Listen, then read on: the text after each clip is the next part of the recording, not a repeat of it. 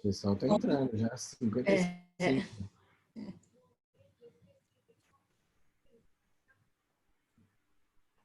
Doutora Valéria, falando boa noite. Boa noite, doutora.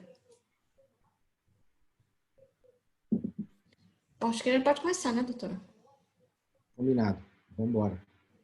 Então tá, boa noite. Eu gostaria de dar as boas-vindas a todos e agradecer principalmente a presença do doutor. E hoje nós estamos falando do webinar de Bolus Experience em ecocardiografia fetal. E hoje nós vamos falar sobre ecocardiografia de 11 a 14 semanas, com o professor Dr. Renato Ximenes, curador da Fundação, vou fazer uma apresentaçãozinha do doutor, curador da Fundação Medicina Fetal Latino-Americana, FMFLA, coordenador do curso de pós-graduação da FMFLA Academy, título de especialista em ultrassom geral pela CBR, né, e Associação Médica Brasileira, diretor científico da Centros, membro da Comissão de Ultrassonografia do Colégio Brasileiro de Radiologia, revisor de artigos... Aqui é aí doutor? Aí um, E da Fetal Therapy e Prenatal Diagnosis, e membro da SWOG, né? Doutor membro da SWOG, mestre em ciências pela Escola Paulista de Medicina pela Unifesp. Então, seja muito bem-vindo, obrigada pela presença e pela aula, por essa parceria, e pode dar todo o seguimento.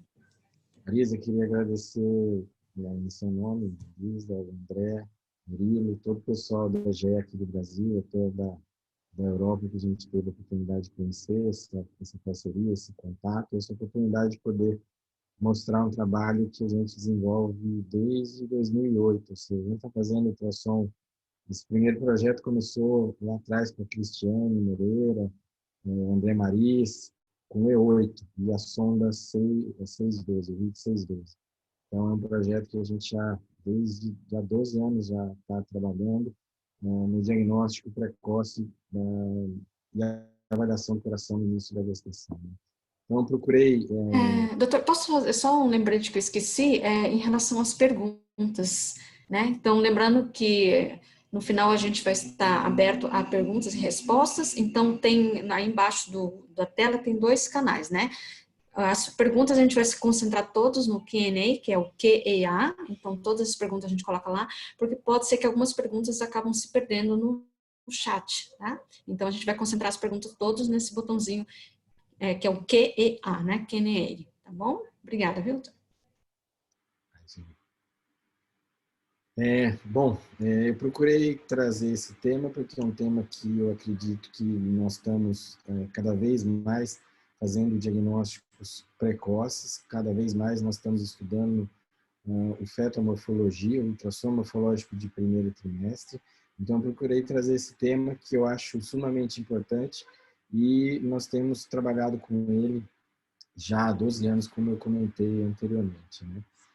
A alteração do coração, as cardiopatias congênitas, né? Elas são muito frequentes, muito mais frequentes até que a síndrome de Down, que era um foco nosso no primeiro trimestre. A transferência nucal surgiu com o advento de tentar buscar esses casos de trissomia do cromossomo 21, né? E depois passou-se a fazer o estudo morfológico. Hoje, nos Estados Unidos, mais ou menos 1 cada 100, 150 nascimentos, 40 mil novos casos, anos de cardiopatia congênita. É uma doença das que mais mata e ainda uma das menos diagnosticadas, né? Então, gostaria de apresentar para vocês isso. Isso também é um slide antigo, do March of Dimes, mostrando a causa número 1 de defeitos. Tá? É muito prevalente e a gente precisa melhorar. Então, o objetivo nosso é mostrar para vocês que nós estamos evoluindo, a história do ultrassom ela mostra essa evolução, ou seja, dos anos 80 de 80 até 1990, o foco foi o morfológico de segundo trimestre, e aí cabe um adendo bastante importante e um pouco triste para mim, pois a gente acabou de perder o professor Felipe Gentil na semana passada, muito jovem ainda, 67 anos. Ele foi um inspirador para eu poder estar nessa área de diagnóstico pré-natal Então, o livro vermelho que ele escreve é de 1988 e é o livro que foi meu guia, minha bíblia no diagnóstico pré-natal. Em 92, vocês veem o professor Nicolaides publicando o primeiro trabalho, até tem o brasileiro nesse trabalho, e a transociência nucal é um marco para nós da obstetrícia, mostrando que a gente tem que dar uma importância muito grande nesse ultrassom. Entre esse ultrassom, esse exame de transociência nucal, que foi classicamente um enfoque para o diagnóstico de cromossomopatias, em 1997, o professor Nicolaides começa a mudar esse enfoque, tendo em vista que, em revisão da casuística dele, ele observou que 4 de 10 acranias não tinham sido diagnosticadas. Então, o grupo do professor Nicolaides passa a dar uma importância para a parte anatômica, não só a translucência, e daí também, através de epidemiologia e estudos observacionais, ele observou que osso do nariz, outras alterações podiam ser agregadas e o coração, sem dúvida nenhuma, ele aparece, porque o coração é uma das coisas mais frequentes nas cromossomopatias. Então, nós temos que estudar o coração. E o coração no primeiro trimestre é uma realidade, principalmente para quem trabalha com a sonda transvaginal e sondas transvaginais de alta frequência, né? Vocês estão muito acostumados com esse modelo, então, já em 2000, teve a JPR, uma vez, acho que foi 2011, mais ou menos, eu dei uma aula lá sobre o comentário de que a transociência nucal não tinha morrido, se a transociência nucal tinha morrido. E, na verdade, ela não morreu. Na verdade, ela é um dos marcadores que a gente usa e nós fazemos essa avaliação anatômica de maneira mais detalhada.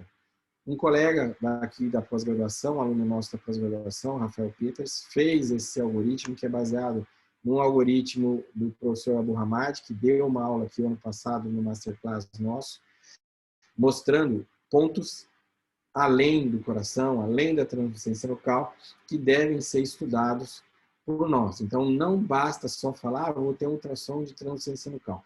Que essa é uma briga que nós estamos tendo e nós recebemos do colégio inúmeros colegas pedindo ajuda de como os convênios paguem esse ultrassom, ao invés de translucência nucal, ultrassom morfológico. Isso vai acontecer, nós estamos brigando lá dentro do colégio, e hoje eu quero dar um enfoque muito grande a essa área aqui, da área do coração, né, da circulação fetal, né? Então, o feto, por via transvaginal, vocês veem que nós temos uma qualidade de imagem diagnóstica bastante superior à via abdominal. Eu sou uma pessoa que não me acomoda. Paciente, quando marca um exame de morfológico de primeiro trimestre, eu já entro para fazer um transvaginal e, na maioria das vezes, eu subo para fazer o abdominal para pegar a translucência. Mas a parte anatômica eu avalio pela via abdominal em mais de 90%, 95% dos casos. E vocês veem o tanto de alterações que nós podemos e marcadores que nós avaliamos nesse ultrassom de primeiro trimestre. E um deles é o coração. E eu diria que um dos mais importantes pela prevalência desse tipo de malformações, né? O professor Nicolaides, ele comenta nos slides dele, a Lindsay Allen, a respeito das causas de morte em defeitos congênitos. E de longe, nós vemos aqui que é a principal causa de morte no período neonatal e no período infantil. E, de forma geral, ela é a mais comum e ainda a menos detectada, tanto no segundo trimestre quanto no primeiro trimestre. Melhoramos muito no segundo trimestre e estamos melhorando muito no primeiro trimestre. E é esse primeiro trimestre que eu quero compartilhar a nossa experiência com vocês. Então, quando nós ganhamos a translucência nucal, nós também ganhamos um fardo que é ter que estudar o coração. Por quê? Porque quando eu tenho uma translucência nucal aumentada, o risco de cardiopatias congênitas aumenta de acordo com o aumento da translucência nucal. Então, eu olho a translucência nucal e vou estudar as alterações. Então, a translucência nucal, eu olho essa medida aqui, essa área anecóica, na parte posterior. Entre ela e o osso do nariz, eu tenho o perfil da face, a maxila, as estruturas do sistema nervoso central. Então, são várias as alterações que eu posso encontrar. Mas, o que já há muito tempo a gente sabe é que a translucência nucal, ela aumentando, e principalmente acima de 3,5 milímetros, hoje em dia é importante que nós já comecemos a avaliar o coração. Quando eu digo avaliar o coração, não precisa ser fazer o diagnóstico de cardiopatias, e sim fazer o rastreamento, identificar quais corações não estão formados de uma maneira usual. E para isso a gente vai usar a padronização que nós temos no segundo trimestre, trazer para o primeiro trimestre. E com isso a gente vai poder melhorar. Esse trabalho do professor Nicolaides, lá atrás, em 98, o John Hyatt fez uma avaliação microscópica dos corações de fetos com translucência nucal aumentada e observou alterações no istmo aórtico, alterações que davam essa correlação entre tênia aumentada e defeitos cromossômicos e cardiopatia. Isso também foi associado depois pela Alexandra Matias, do grupo de Portugal, com o ducto venoso. O nosso amigo Carlos Murta, que também já não está mais conosco, trabalhou muito esse conceito. Ele volta depois no início dos anos 2000. E essa é uma tabela que eu sempre compartilho com os pós-graduandos e na grande maioria das minhas aulas, que é que nós precisamos ter em mente. Conforme a translucência aumenta, e a partir de um ponto 3,5, não estou estabelecendo que a gente deva fazer um valor de corte, mas quando nós fizermos a avaliação da translucência nucal e ela estiver maior ou igual a 3,5 milímetros, os riscos ou as chances de defeitos cromossômicos vão quase a 1 em 4, quase 25%. As chances de anomalias anatômicas, quase 10%. E a chance desse nenenzinho nascer vivo e normal cai bastante para 70%. Óbvio, 70% ainda é um número bom de nascer vivo e normal. Mas comparado com a população onde a translucência nucal está abaixo do limite da normalidade, nós vemos que aumenta muito o risco. E óbvio que quando eu chego a mais de 6,5, 2 em 3, quase 65% de chance de um cariótipo anormal, 50% de chance de uma outra anomalia anatômica e a chance de nascer vivo e normal, ela reduz dramaticamente somente a quase 15% dos casos. Né?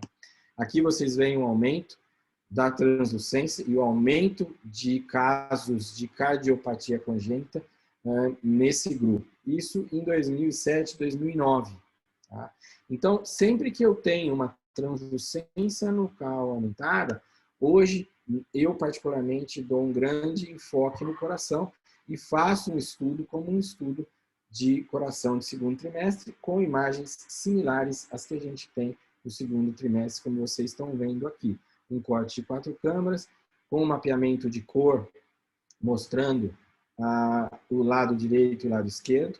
Também subindo 3 vasos de traqueia, mostrando os vasos no mediastino superior, mostrando a aorta e a pulmonar. E a partir dessas imagens, eu posso estabelecer hipóteses diagnósticas.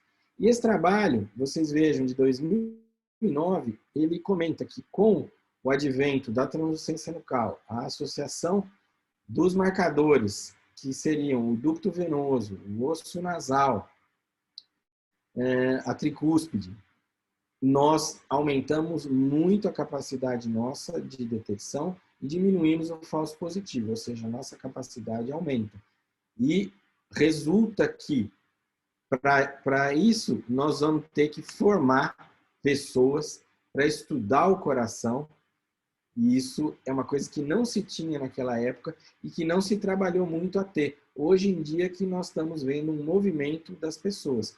Desde 98, com o professor Janti, nós começamos a falar de democratizar o coração. O coração não era só para ser estudado pelo cardiologista pediátrico, e sim ser feito o rastreamento por nós, ou seja, nós recebemos um valor para fazermos o estudo do coração, e a partir do momento que nós identificamos alterações no padrão do coração, aí sim nós devemos encaminhar para o cardiologista pediátrico. Ou seja, não é nossa obrigação fazer o diagnóstico. É uma hipoplasia de coração esquerdo. Óbvio que com o avançar da experiência, nós vamos estar fazendo essas hipóteses diagnósticas e vamos estar trabalhando com isso de uma maneira mais tranquila. Mas no início, basta colocar assimetria de câmeras, diminuição da uma aorta, de uma pulmonar. Está esquisito para mim, é uma cardiopatia complexa de etiologia esclarecer. Estou encaminhando para o cardiologista pediátrico, sempre. Mesmo eu que faço o diagnóstico e trabalho com isso há muito tempo, sempre depois da minha hipótese diagnóstica eu coloco: o paciente foi orientado a procurar cardiologista pediátrico para avaliação e orientação. Então, a gente convive muito bem com isso. Vários estão sendo os trabalhos mostrando, esse de 2006, depois nós temos outro, mostrando como fazer esse exame. Hoje existem duas formas de se fazer esse exame. Alguns autores preconizam a via abdominal, até porque hoje em dia nós temos sondas de alta frequência. Por exemplo, hoje nós temos uma sonda C29, e nós trabalhamos com quase 9 de frequência, uma sonda microconvexo, um convexo menorzinho, onde a gente tem uma excelente resolução, e a via transvaginal. As vias têm prós e contras. Particularmente, eu coloco sempre a minha paciente primeiro por via transvaginal, salvo se a paciente se recusar a fazer o exame. Mas é oferecido direto para ela. A senhora vai ao banheiro, esvazia a bexiga e nós vamos iniciar o exame por via transvaginal. Por quê? É um ato médico no qual nós determinamos a forma que nós achamos a melhor para trazer o melhor diagnóstico para essa paciente. Então, as sondas transvaginais, que hoje em dia a maioria trabalha, principalmente nos equipamentos da GE, você vai ter de rotina a 5-9 e os serviços de medicina fetal, eu particularmente tenho recomendado a compra da 612, o 612, que é uma sonda de alta frequência, e eu só trabalho com essas 612. Tá? Então, isso ajuda muito. Antes dessa sonda abdominal 2.9, o Shawi trabalhava quase que 40% dos exames dele com uma sonda linear. A partir de que chegou o 2.9, ele aposenta o linear e trabalha com só o C29. Tá? Entre dados importantes, eu diria para vocês que a posição do nenenzinho, ela dificulta, às vezes, a gente examinar. Muitas vezes, como eu fui ginecologista, eu tenho o hábito de, com uma mão, estar fazendo o exame com a sonda e com a outra mão tentando mobilizar o útero e aproximar as estruturas e até mexer, fazendo com que o nenenzinho entre num posicionamento mais favorável para mim. Tá? Então, eu faço isso. CCN. O CCN, para estudar o coração, eu diria que seria mais importante acima de 60, 65 milímetros. Até porque também algumas alterações como a hérnia fisiológica de 12 semanas, eu diria que hoje em dia, se a gente puder fazer exames de morfológico de primeiro trimestre acima de CCN 60, 65, para nós é sempre melhor e nós vamos ter uma qualidade diagnóstica superior. O índice de massa corpórea, o tamanho do útero, isso influi. Também vai dificultar e também vai impedir que a gente faça avaliações por via transvaginal de uma maneira mais que seja mais efetiva. Então, a via transvaginal, tecnicamente, ela é mais difícil, porque tem a mobilidade, você tem que usar outra mão, às vezes você tem que ter um pedal para parar a imagem, ou ter a funcionária do lado, mas eu diria que vocês não vão se arrepender de fazer um exame transvaginal e a hora que pegar o jeito, particularmente, eu acredito que vocês não voltem a fazer o exame primeiro pela via abdominal e depois. E por que eu faço primeiro pela via transvaginal? Batendo bastante nessa tecla. Por quê? Porque eu não preciso parar o exame e falar para a paciente tirar o banheiro. Então, quando eu entro, ela já está em posição. Eu tiro o transdutor e vou para a parte abdominal. Não preciso pedir para ela ir ao banheiro e esvaziar. Então, eu ganho esse tempo, o que facilita muito a minha rotina de trabalho. Aqui, mostrando já o início do exame e as imagens por via transvaginal, mostrando imagens que são muito compatíveis com as imagens que vocês têm por via abdominal. Obviamente, são estruturas bem menores, o coração esse coração tem mais ou menos 8, 10 milímetros por 10, mais ou menos, é um coração quase um terço, metade é um terço menor do que um ultrassom, que um nenenzinho de 20, 24 semanas de gestação. Recomendo vocês também começarem pela avaliação do abdômen, posicionamento do estômago, olhar o lado do nenenzinho, definir os sítios intraabdominal, ou seja, definir que o estômago esteja à esquerda, a aorta à esquerda da coluna, a cava à direita e a veia umbilical. Então, esse é um corte da circunferência abdominal, na qual eu estou identificando os sítios intraabdominal. Aí eu subo para o corte de 4 câmaras, que é um corte da circunferência do tórax, no qual eu vou identificar as câmaras direita e câmaras esquerda. Quando eu falo câmaras, significa eu estar incluindo átrio direito e ventrículo direito para as câmaras direitas, átrio esquerdo e ventrículo esquerdo para as câmaras esquerdas. Então, coração direito, coração esquerdo. Observar o tamanho do coração, eixo, isso nós vamos comentar mais adiante. Outra forma também de avaliar bastante interessante é fazer uma varredura tridimensional e corte coronal para observar o posicionamento do coração, se ele está direcionado mais para a esquerda, normalmente o ápice aponta mais para a esquerda, como vocês veem aqui, mas também para ver a integridade do diafragma, os órgãos intraabdominais, posicionamento dos órgãos intraabdominais, posicionamento do coração e com relação aos pulmões. Então, isso também nos ajuda a um diagnóstico diferencial, já até de exclusão de alguma alteração de sítios e alterações de herniações, como nos casos das hérnias diafragmáticas. Aqui, nós temos, no corte de 4 câmaras, como no segundo trimestre, eu vou observar o tamanho, a relação cardio-torácica, vou observar o eixo cardíaco, a simetria entre câmaras direita e câmaras esquerda, a visualização das válvulas, ou seja, em tempo real eu vou ver abrindo e fechando, a relação das artérias, então a gente faz uma varredura, os arcos e a avaliação da cruz. Então, tamanho do coração, geralmente o coração ele é de 1/3 a metade do tamanho do tórax, então se eu tiver um coração, eu posso colocar 2 áreas ou 3 áreas aqui, que elas cabem aqui dentro do tórax, isso visualmente vocês podem fazer isso, né?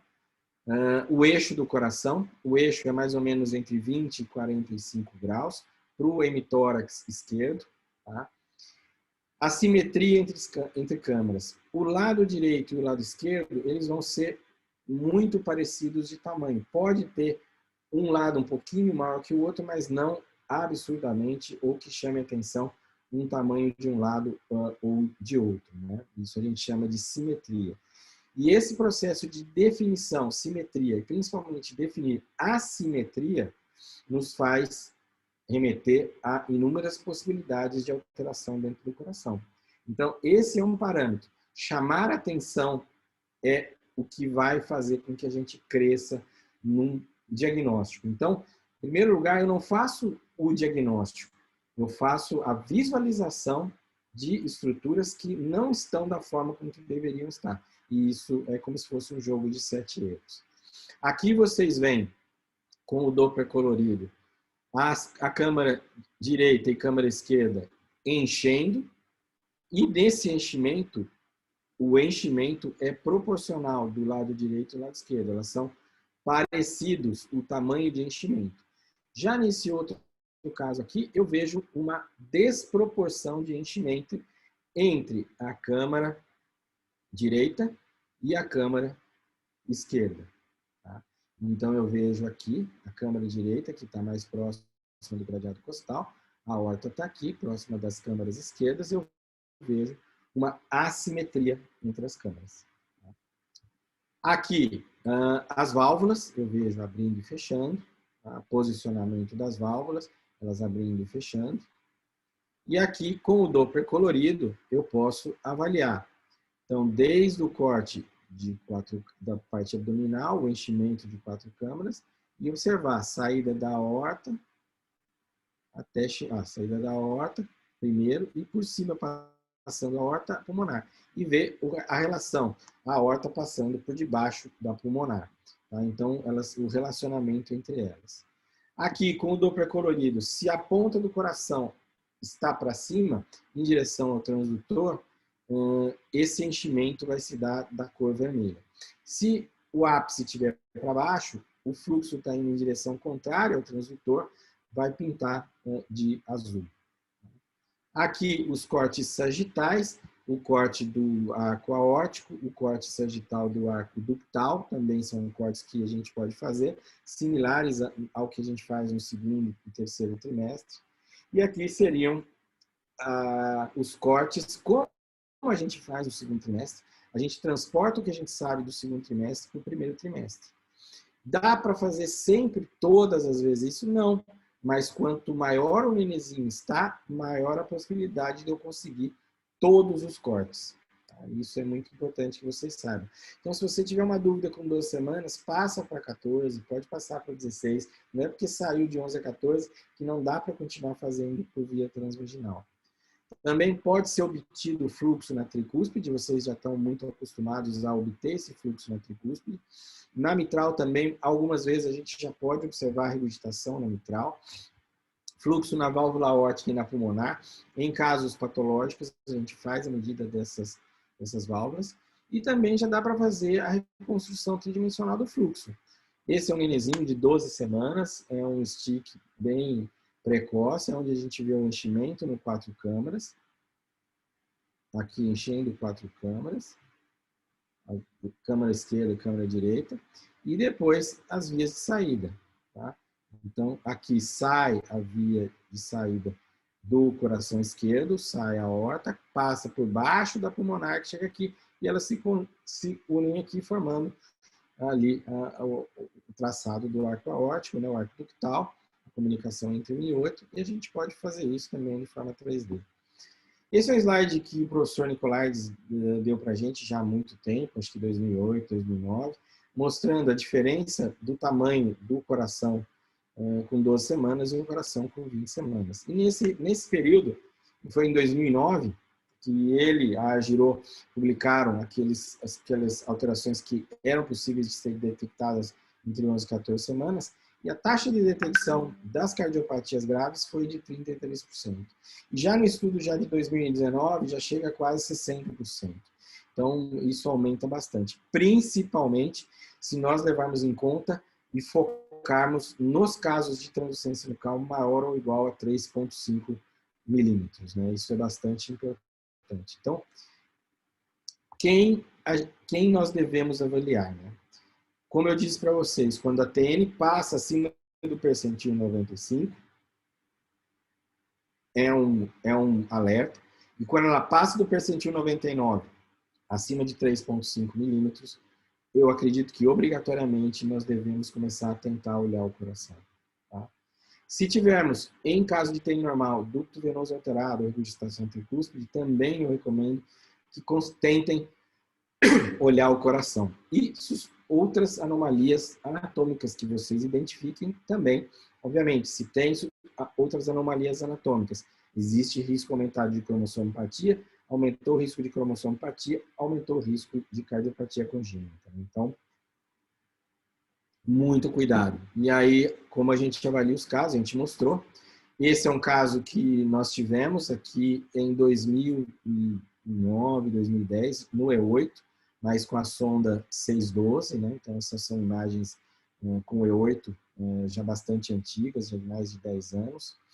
É um caso onde a gente via um deslocamento do eixo cardíaco, um aumento das câmaras cardíacas, principalmente as custas do aumento do lado direito do coração. Tá? Então, aqui, ao mapeamento com cor, nós observamos que um dos lados não enchia de cor, o ápice estava apontando para cima, e vocês observam o enchimento somente de um lado. Tá? Esse outro aqui é um refluxo, tá? Ele não enche aqui. Tá? Então, vocês veem aqui, é um refluxo, então é uma atresia, né? A gente vê uma atresia aqui, faz com que eu tenha um fluxo retrógrado, uma atresia pulmonar, né? Eu tenho aqui um fluxo retrógrado, então pelo ducto arterioso, o sangue ele volta, né? Ele passa aqui. Então, o 3VT ele pinta a pulmonar de vermelho e a aorta de azul. Tá? Então, por isso também da importância do corte do 3VT. Então, obviamente, esse caso aqui, vocês iriam relatar da seguinte forma: desvio do eixo, assimetria de câmaras cardíacas, tá? E alteração no padrão de cor do 3 vasos traqueia. Cardiopatia complexa, encaminha para o cardiologista pediátrico para que ele faça uma avaliação e uma orientação.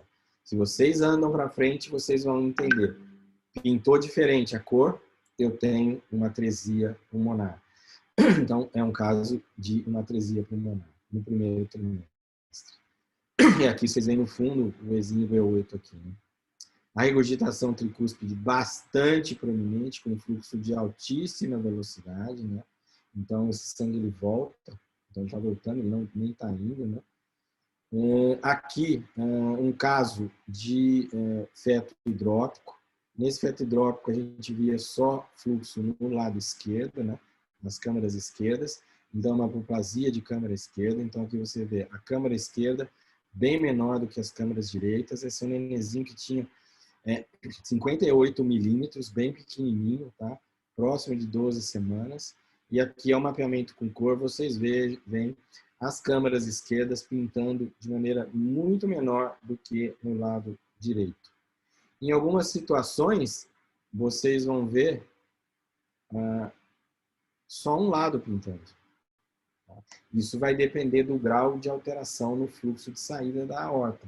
Então, no 3VT, nesses casos, em geral, eu vou ter o fluxo ao contrário. Eu vou ter a pulmonar pintando em azul e a aorta pequena pintando em vermelho. Tá? Então, eu faço o diagnóstico de síndrome de hipoplasia do coração esquerdo. Basicamente, o que eu vou descrever também nesse lado. Não tenho desvio de eixo, mas tenho assimetria de câmaras com diminuição das câmaras esquerdas. No 3VT, alteração do fluxo com fluxo retrógrado na aorta. Cardiopatia complexa, encaminho para o cardiologista pediátrico. Então, antes de chegar no diagnóstico final, que vai ocorrer com a experiência que vocês vão ganhando, simplesmente descrevam o que vocês estão vendo. Isso vai ficar bem mais fácil. Partam do princípio de fazer o diagnóstico não pelo final, e sim pelo começo. Sempre usando citos, eixo, tamanho, simetria, medidas, e aí vocês vão montando o diagnóstico de vocês. Para chegar num slide como esse, que você faz uma reconstrução 3D, você vê o enchimento aqui das câmaras esquerdas com filete, e a aorta pequenininha aqui, né, é muito mais difícil, né? Esse é um caso em que a gente tem uma translucência aumentada, 5.4, e ao olhar o coração, nós não estávamos vendo a cruz. Tá? Então, não forma aquela cruz ou coxinha endocárdica, né? Então, no caso de defeito do canal atrioventricular, vocês têm, aqui vocês veem as válvulas, elas abrem como se fosse uma só, né? Então, o sangue mistura aqui, tá? Vocês veem aqui não tem, as válvulas não têm onde se apoiar. Aqui daqui a pouquinho depois nós vamos ver com o Doppler colorido, nessas imagens, tá? Mas aqui vocês veem, ela abre como se fosse uma válvula única, né? Eu não tenho coxinha endocárdica, eu tenho defeito do septo atrial e do septo interventricular. Então, é um defeito do canal AV. Aqui vocês estão vendo essas mesmas imagens, um pouquinho mais para frente, tá? Aqui de novo. E comparando com o normal, vocês não veem a cruz, tá vendo? Não forma a cruz aqui. Ele abre num lugar só. Enquanto que aqui, essa válvula abre aqui, essas válvulas elas estão separadas, tanto a tricúspide quanto a mitral, elas têm onde se apoiar. E aqui vocês veem a diferença no fluxo. Um coração normal, eu tenho a separação tanto atrial quanto ventricular, e aqui, num caso de defeito de canal, eu tenho esse sangue comunicando na região do coxinha endocárdico ou no canal atrioventricular. Muito cuidado, porque às vezes vocês podem produzir essas imagens se vocês não estiverem trabalhando com o PRF e o ganho de forma adequada. Então, isso é bastante importante. Nós já tivemos um caso, um ano retrasado aqui na clínica, onde, por um ajuste inadequado, produziu-se uma imagem inadequada e a paciente ficou assustada. E também casos onde tinha essa imagem e foi considerada como normal. Então, quando vocês olharem uma imagem dessa, em princípio, eu tenho um defeito. Porque não era para eu ter a comunicação aqui. Era para eu ter a separação, como a gente está vendo nessa imagem aqui do lado. Então, muito importante, as imagens que vocês colocam no relatório, elas fazem o diagnóstico. Ah, mas e se aqui tiver? Não, eu estou com essa imagem. Então, nessa imagem, eu posso afirmar. Existe a comunicação na região átrio-ventricular. Então, um defeito de canal AV. E aqui não existe um defeito de canal AV. Aqui vocês veem o defeito do septo, a passagem do fluxo, e aqui vocês vão começar a ver daqui a pouquinho, nessa imagem aqui, o fluxo. Tá? Então, de maneira geral, eu vejo aqui a comunicação, ampliando a imagem, e aqui, desculpa. Um pouquinho mais para frente aqui. Eu vejo a comunicação, ó, de um lado e de outro, e vejo, em algumas vezes, até um refluxo. Tá vendo aqui, ó? Um aliase, que é uma regurgitação. Essa aqui. Então, às vezes, eu tenho um jato de regurgitação nesse canal. Tá? Em alguns casos de defeito do septo atrioventricular. Esse é um outro caso que também chamou a atenção pelo fato da translucência aumentada, o edema de tela subcutânea, osso nasal presente. Tá? E aí, o que pensar frente a essa hidropsia, frente a essa interação? Uma das coisas que a gente tem sempre quando tem esse edema, TN aumentada, muito aumentada, foco no coração. Tá? Foco no coração. Vamos olhar esse coração de maneira cuidadosa, vamos tentar trabalhar para ver se eu consigo fazer um rastreamento de que esse coração, se ele está normal ou se eu acho que ele está anormal. E aí, nesse exame dessa paciente, eu vejo uma assimetria entre câmaras esquerdas e câmaras direitas, com um aumento do lado direito em relação ao lado esquerdo, tanto na escala de cinza quanto no enchimento, com o Doppler colorido. Então, no enchimento, eu vejo um enchimento menor no lado esquerdo que no lado direito. Então, essa desproporção, ela se dá por um estreitamento na região da aorta aqui. Vocês veem aqui uma coarctação nesse segmento aqui, depois do istmo aórtico. No mapeamento com cor do 3VT, eu vou ver uma pulmonar de calibre normal pintando em azul e uma aorta pintando azul, mas de calibre diminuído. Tá? Então, esse calibre diminuído é diferente de um fluxo retrógrado, como numa alteração muito significativa na saída da aorta. Nesse caso, eu não tenho uma alteração na saída da aorta, eu tenho uma alteração mais distal da aorta, depois do istmo da aorta. E aqui eu vejo esse fluxo, essa região, que é a região que eu estou mapeando, diminuída, estreitada, pintando em azul. Então, eu tenho um rastreamento positivo para coarctação. O diagnóstico é pós-natal. Tá? Esse caso, além disso, eu tinha uma diminuição do timo, que é compatível com cromossomopatias também. Então, depois desse caso, ele veio uma alteração, se não me engano, uma trissomia do cromossomo 21. Tá? Então, o timo também é mais um marcador que nos ajuda a tentar fechar esse quebra-cabeça. Tá? Então, suspeita de coarctação de aorta no primeiro trimestre, que era uma patologia que se falava que não conseguia fazer o diagnóstico no segundo trimestre, nós estamos trazendo para o primeiro. Assimetria de câmaras, 3VT alterado, com diminuição do calibre da aorta e pintando em azul e fluxo anterógrado, ou seja, fluxo na direção correta. Esse é um caso extremamente patológico, ou seja, já uma probóscide, uma holoprosencefalia, dilatação renal e um truncus arterioso, ou seja, eu faço também diagnóstico de truncus no primeiro trimestre. São todos casos nossos ao longo desses anos.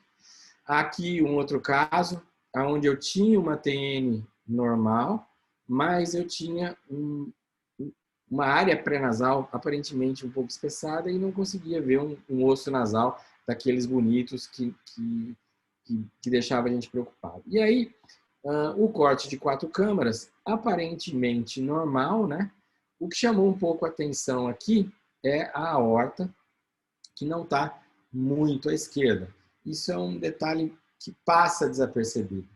A aorta, ela tem que ficar à esquerda da coluna. Quando ela está centralizada ou à direita, em um quarto dos casos eu posso ter, pelo desvio de eixo, eu posso ter uma tetralogia de Fallot. Vejam só que na tetralogia de Fallot, o 4 câmaras, ele aparenta estar normal. Eu só vou fazer o diagnóstico subindo para a via de saída da aorta.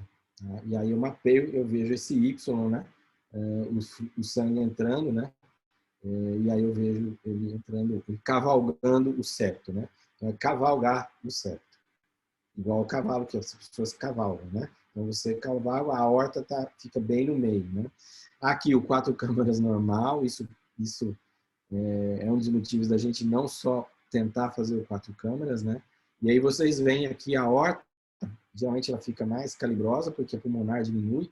A tetralogia é uma série de alterações, entre elas a diminuição da pulmonar, a aorta ela está aqui e ela entra e ela fica no meio do septo, né? Então o sangue que vem aqui, ele bifurca aqui, como vocês viram anteriormente, e vocês veem essa alteração. O sangue ele entra e bifurca aqui, né?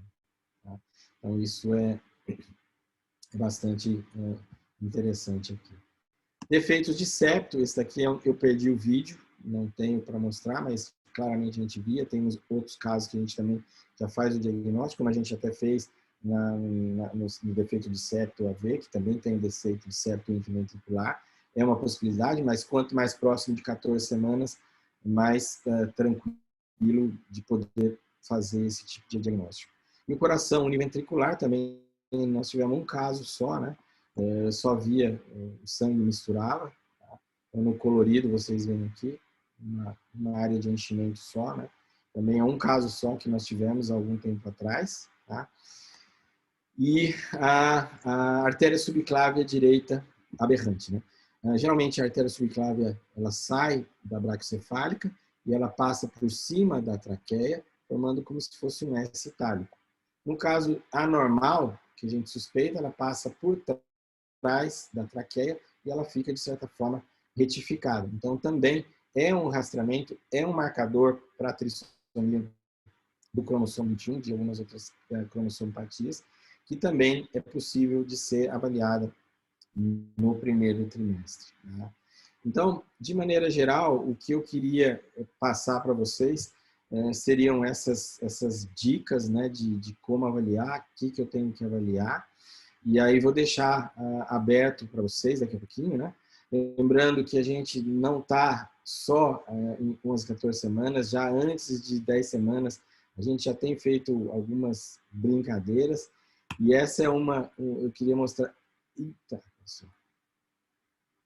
Queria mostrar esse caso aqui, que é um nenenzinho de 18 milímetros, feito no E6, BT15, há 2, 3 anos atrás. Tá? Onde nós conseguimos ver já aqui a separação das câmaras, né? As câmaras direita e esquerda enchendo de maneira correta, ó. Elas estão enchendo, né? Aqui faltou um ajuste para deixar elas separadinhas, mas a gente vê que elas estão separadas, né?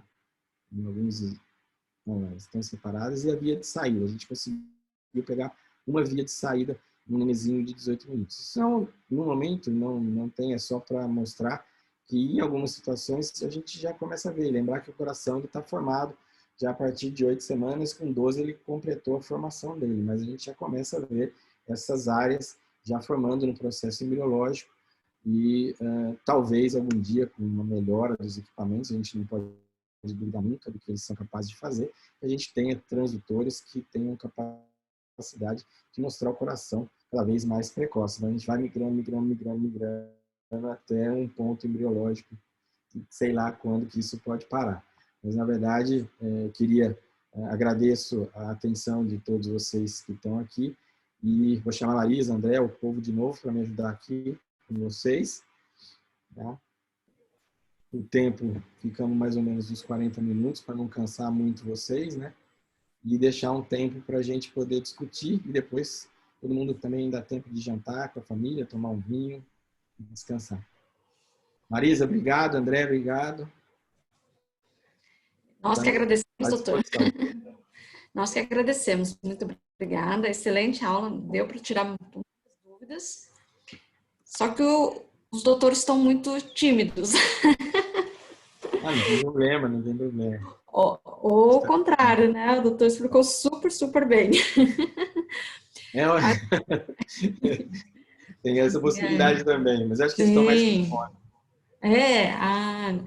E a gente vê, né, doutor, a gente vai acompanhando nesse tempo todo, né, ainda mais, doutor, que está tanto tempo, como evoluiu, né, a parte de diagnóstico. Antes a gente só falava, assim, na avaliação do primeiro trimestre, que a gente falava, ó, via que tinha um batimento cardíaco.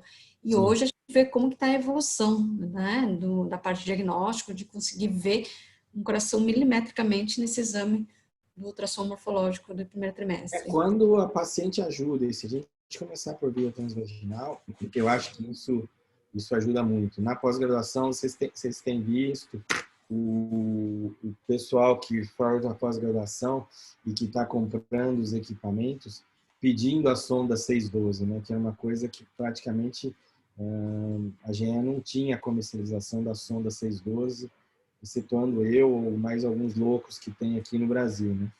Mas agora virou meio que padrão ter a sonda 612, né? Eu fico feliz. Bom, aqui o doutor Fernando Galvez, ele perguntou, nós temos a participação dos doutores de fora, né? E ele perguntou, quanto tempo leva para fazer um estudo cardíaco? Na verdade, o estudo morfológico de primeiro trimestre, a gente pode levar 20 minutos, depende muito da posição do nenenzinho. Mas se o nenenzinho estiver numa posição boa, a gente pode levar 20, 30 minutos. O que altera é a posição do neném, índice de massa corpórea, posicionamento, movimentação do nenenzinho.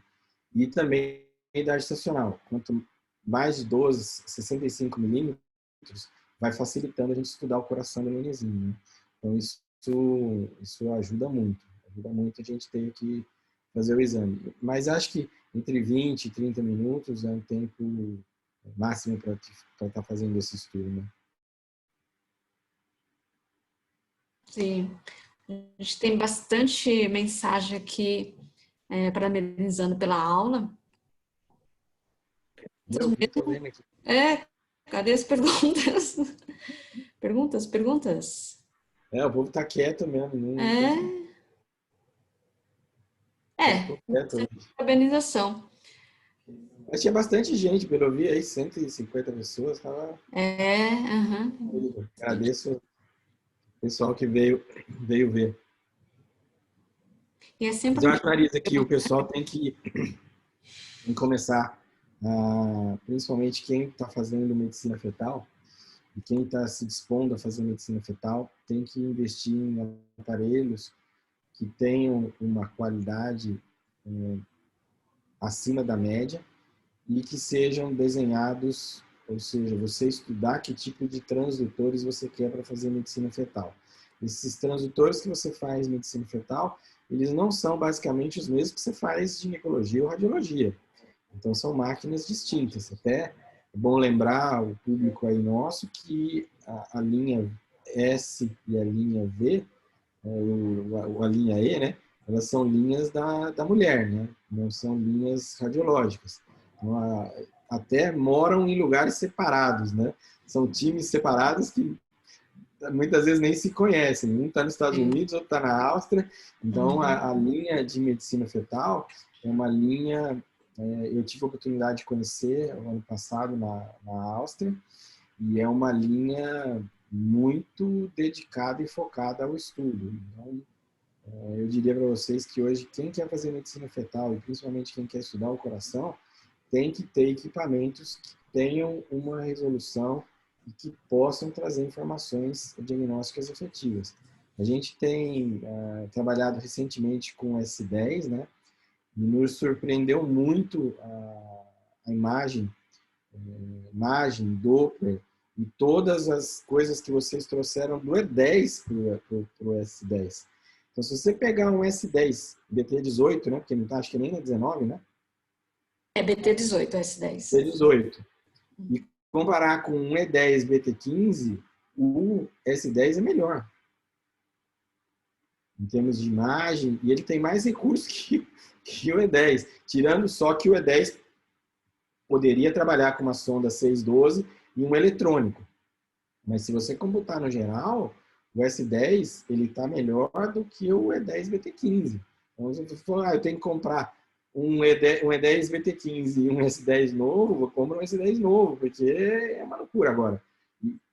A gente vê essa evolução em vocês trazendo os outros equipamentos, a gente imagina o E12 como é que vai ser, né?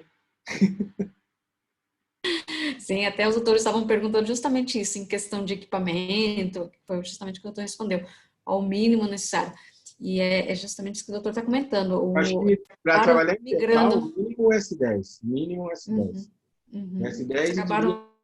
quem for trabalhar com o Expert, com a linha Expert. Sim. Gastar um pouquinho mais, mas é uma máquina muito boa. Quem entrar na linha E, tem a opção de ter um equipamento no qual a GE tem mantido a carcaça. Então, hoje em dia, é possível fazer a atualização dessas máquinas. Então, em termos de investimento, é muito interessante vocês poderem ter um equipamento que vocês não precisam trocar o equipamento.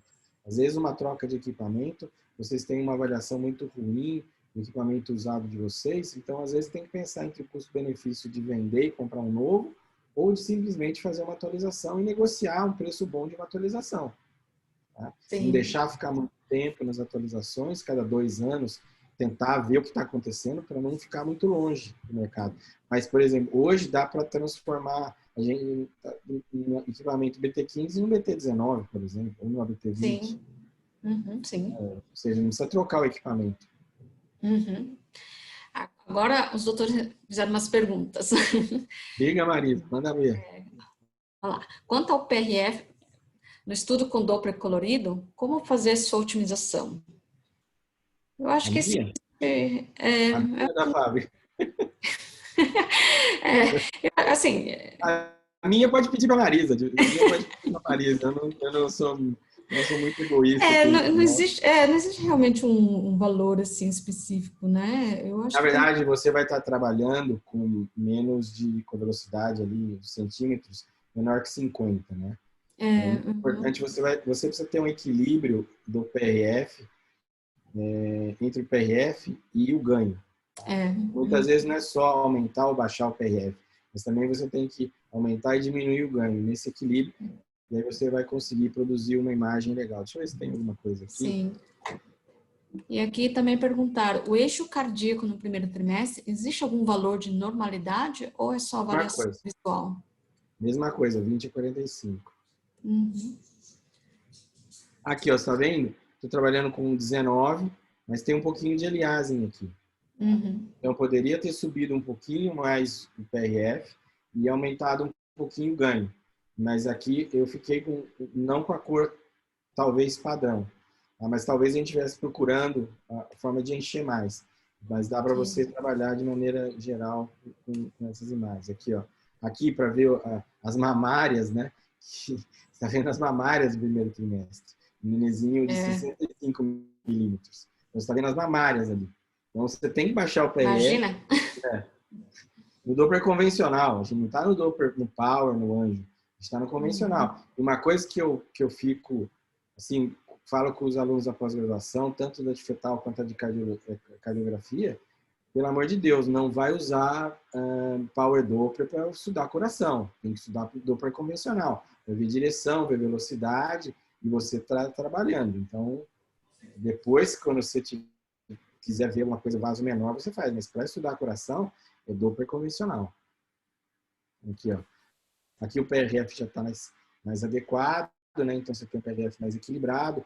Pouco aliasing, você vê mais vermelho do que amarelo. Talvez pudesse subir um pouquinho mais o PRF para ficar vermelho, como o cardiologista gosta, mas a gente faz eu acho particularmente que, em geral, o obstetra, o agente da GO, da medicina fetal, tem mais capricho na imagem do que o cardiologista pediátrico que faz a imagem na grande maioria das vezes. A gente mexe mais e principalmente tem mais habilidade para mexer no transvaginal. Aí, disparado, a gente mexe muito melhor no transvaginal do que eles. Muito, muito, muito.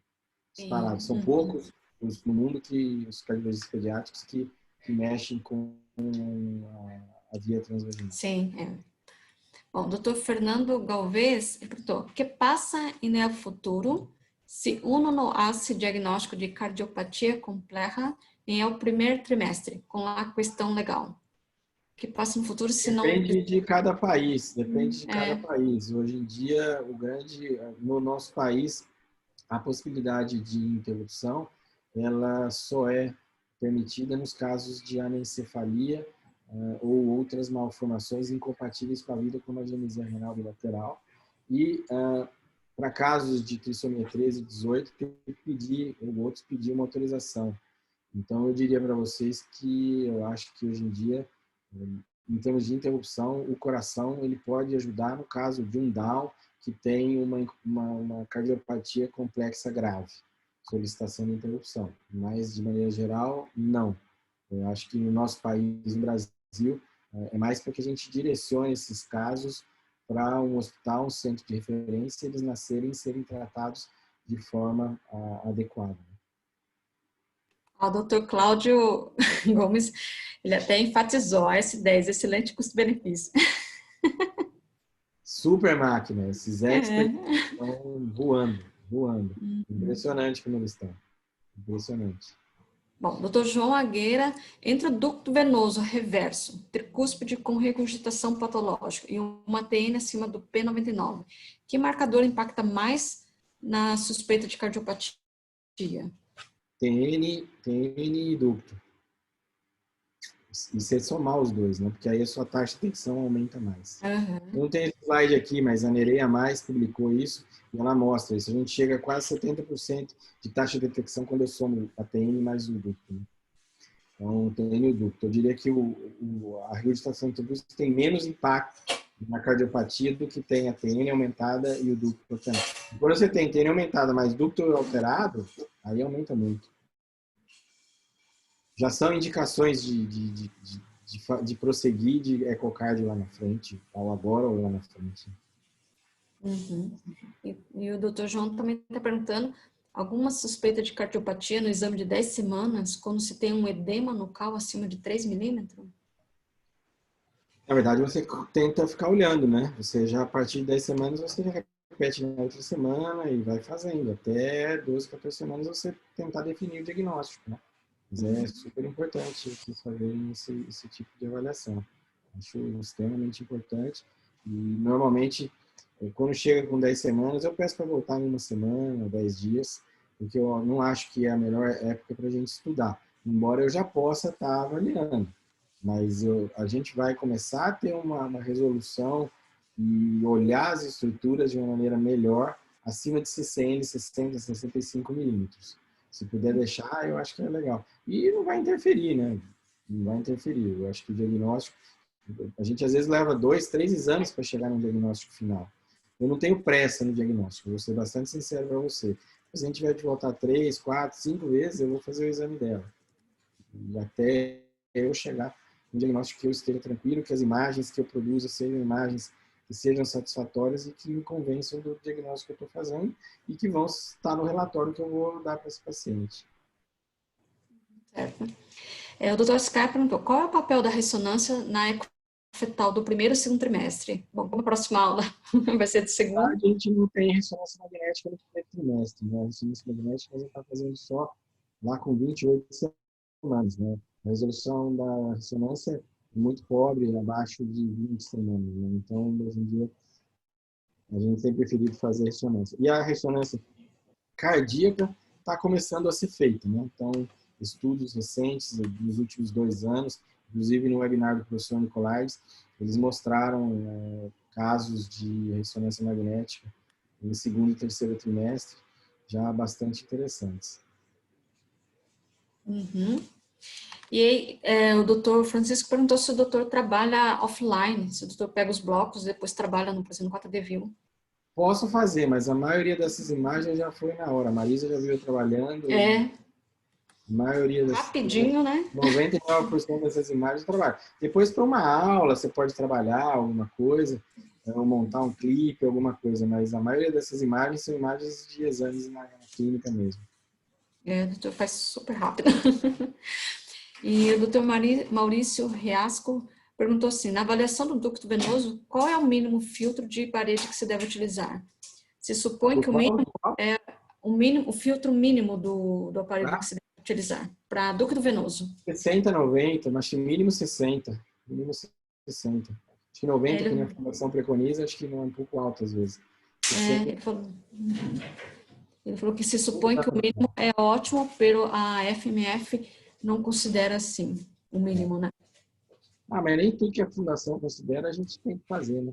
Por exemplo, a Fundação fala que você tem que fazer a registração tributária sem duplo colorido.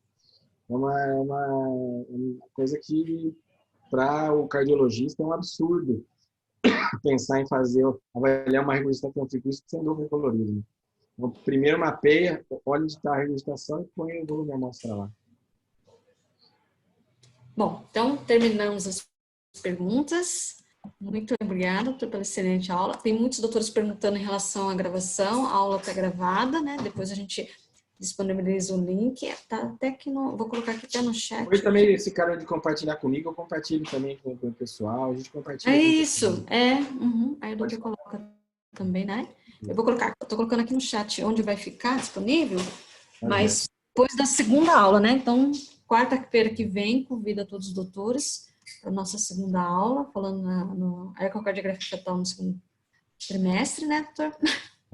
Exato. E gostaria de agradecer mais uma vez a presença de todos. Muito obrigada. Obrigado. Boa noite, bom descanso para vocês. Boa noite a todos. Obrigado. Bom descanso também. Boa noite.